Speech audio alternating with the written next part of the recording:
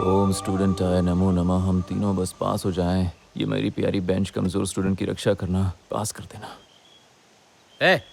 College तो 10 बजे शुरू होता है, तुम लोग यहाँ 8 बजे आकर क्या कर रहे हो? ये हमारा मानना है, फर्स्ट डे अगर लास्ट बेंच की पूजा करेंगे ना तो पासिंग मार्क्स मिल ही जाएंगे।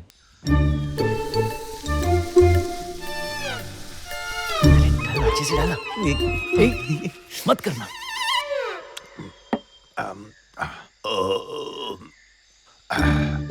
क्या मस्त चीज है, फास्ट रिलीफ।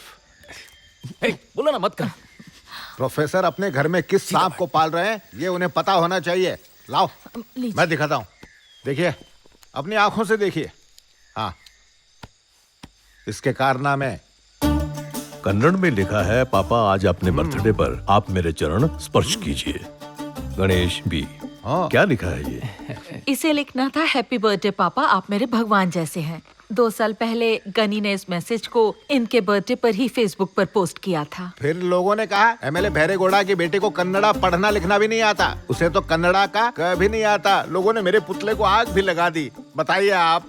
देखिए, इस पीढ़ी के जो बच्चे हैं ये सब कन्नड़ा बोल सकते हैं, क्योंकि इन्हें बोलना आता है, इसलिए ये कन्नड़ा लिखने और बोलने पर ध्यान नहीं आप देते। सही कह रहे हैं। आज के बच्चे इंग्लिश ही बोलते हैं। इसके बाद उसने मीडिया को स्टेटमेंट भी दिया है, आप स्वाइप करके देखिए। हाँ, ये अपनी करतूत आपको खुद दिखाएगा, देखिए।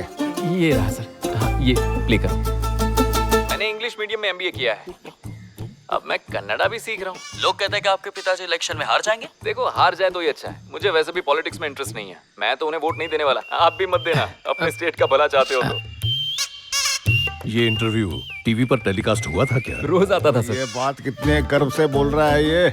टीवी पर तो आया ही सर, साथ में वीडियो इंटरनेट पर पूरी दुनिया में वायरल भी हो गया है, वो भी इलेक्शंस के टाइम पर। लोग कहते थे भैरेगौड़ा का बेटा घोड़ा नहीं अनपढ़ बेवकूफ है, फिर भी 2 वोट से हारा। मेरी खुद की औलाद ने मुझे आज घर में बिठा दिया है, नालायक बेवकूफ कहीं का। ये सब क्या है गणेश? सर उस टाइम पर मुझे इतनी अकल नहीं थी सर। चुप कर, चुप कर। You don't have manners. Meeting चल रही है। शट अप, चुप कर, चुप कर। देखा आपने कितनी फर्राटेदार इंग्लिश बोलता है। भगवान, इसके बदले अगर तुमने ये डॉगी है या सुअर है, अगर तुम कोई भी जानवर पैदा करती तो वो बड़ा होके मेरा नाम रोशन करता। क्या बकवास कर रहे हैं आप? बड़ी फेमस राइटर है, बहुत सारे नॉवेल्स लिखे हैं और बहुत नाम है इसका। एक दिन मैंने भी इसकी एक नॉवेल हाथ में उठाई, 1-2 पेज पढ़ने के बाद ही झपकी आने लगी मुझे। हम दोनों की इंटरकास्ट लव मैरिज हुई है। किस्मत फूटी थी, शायद इसी वजह से ये खाली दिमाग वाला लंगूर पैदा हुआ है। मेरा साहित्य की दुनिया में बहुत नाम है, लोग इसका मजाक उड़ाते हैं। बेटा होकर भी कन्नड़ा पढ़ लिख नहीं सकता। हमारी इज्जत बच जाए इसलिए यहाँ इसे पढ़ने भेजा है। मास्टर्स करने के बाद ये कौन से प्रोफेशन में काम करेगा? वो इसकी माँ ने सोचा है, तुम ही बताओ। आप तो जानते हैं ना, किटल नाम की कन्नड़ा डिक्शनरी है।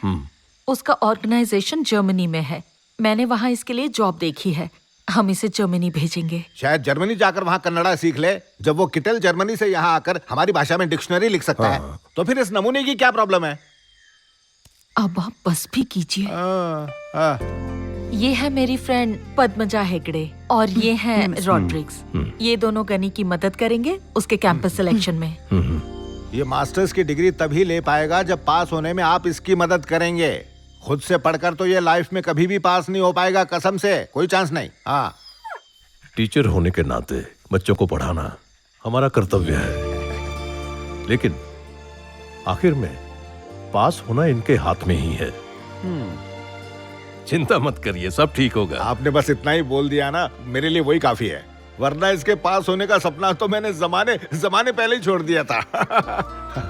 अब हम चलें सर। आपका शुक्रिया। ये लीजिए।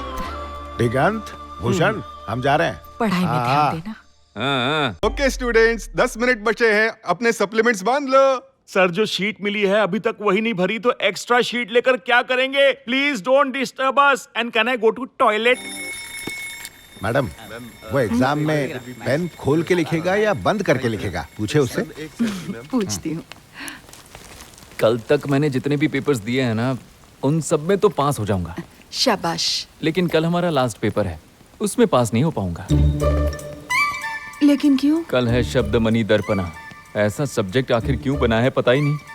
ऐसा सब्जेक्ट जिसका यूनिवर्स में कहीं नामो निशान नहीं है वो हमें पढ़ाया क्यों जा रहा है? मुझे जर्मनी नहीं आना है, प्लीज मुझे मत ले जाइए प्लीज। तुम्हारी माँ के कहने पर ही मैंने बड़ी मुश्किल से कैंपस इंटरव्यू के लिए तुम्हारा सिलेक्शन करवाया है और तुम पास होने की बजाय कह रहे हो कि नहीं जाओगे। माफी मांग लूं क्या इससे? कोई फायदा नहीं होगा। देखो अगर तुम फेल हो गए ना तो अंजाम बहुत बुरा होगा। तुम्हारी वजह से ही तुम्हारे पापा फिर से इलेक्शन में हार जाएंगे और तुम्हारी माँ आंसू बहाएंगी। तुम सब कुछ सत्यानाश कर दोगे। यार बात इतनी सीरियस है, किसी ने मुझे पहले बताया ही नहीं था। पर अब आंटी बहुत देर हो चुकी है, अब क्या कर सकते हैं? देखो इसे, तुम दोनों इसे कुछ समझाओ ना। गणी अगर ब्लैकलिस्ट में आ गया ना तो जॉब नहीं लगेगी, याद रखना। अरे फर्क नहीं पड़ता, मैं जी लूंगा आराम से। शाबाश, लड़की भी नहीं मिलेगी। Good point. ये पॉइंट थोड़ा सीरियस लगता है, सोचना पड़ेगा। कल एग्जाम के बाद गेस्ट हाउस में आ जाना। तुम कन्नड़ा में कितने पक्के हो गए हो ये पूरे देश को बताना है। मीडिया से बात करके ही जर्मनी जाना, समझा दो। वो जरूर आएगा। आओगे ना बेटा?